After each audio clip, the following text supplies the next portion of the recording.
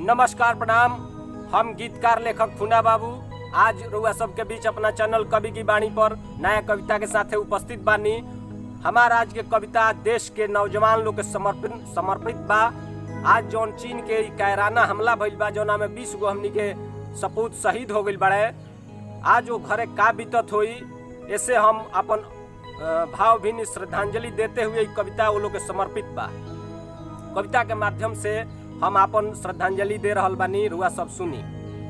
ऐ अपनी मातृभूमि पर मिटने वाले नौजवान, ऐ अपनी मातृभूमि पर मिटने वाले नौजवान, आप सबको इस गरीब का है कोटि कोटि प्रणाम। ऐ अपनी मातृभूमि पर मिटने वाले नौजवान, आप सबको इस गरीब का है कोटि कोटि प्रणाम। ये भारत के लोग तो क्या, ये भारत के लोग तो क्या, आपके लिए तो आंसू बहाते हैं भगवान। अपने लहू से सींचा है इस देश की मिट्टी को आपने, अपने लहू से सींचा है इस देश की मिट्टी को आपने। आप ही तो हैं असली बागवान, आप ही असली बागवान हैं इस देश के। आपने अपने खून से, अपने लहू से इस मिट्टी को सींचा है। उन पैरों को तोड़ दिया, उन पैरों को तोड़ दिया, उन आँखों को फोड़ दिया। उन पैरों को तोड़ दिया, उन आँखों को फोड़ दिया, जो आए थे सरहद पार करके शैतान।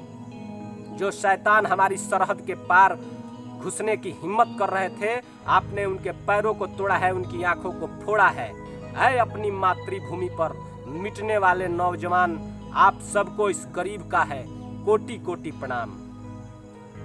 आप ही असली हीरो हैं, आप ही असली हीरो हैं, बाकी सब तो जीरो हैं। आप ही असली हीरो हैं, बाकी सब तो जीरो हैं। आपसे ही है तो हमारे देश की शान, आप ही से तो है हमारे देश की शान। ऐ अपनी मातृभूमि पर मिटने वाले नौजवान, आपको इस गरीब का है कोटि कोटि प्रणाम।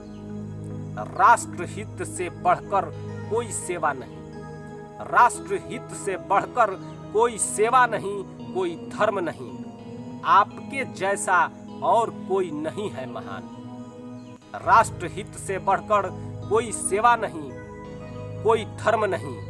आपके जैसा कोई और नहीं है महान। ऐ अपनी मातृभूमि पर मिटने वाले नौजवान, इस गरीब का है आपको कोटि कोटि बारंबार प्रणाम। इस श्रद्धांजलि सारा हमारा देश के समर्पित जितना भी शहीद बड़े ओकरा के रही।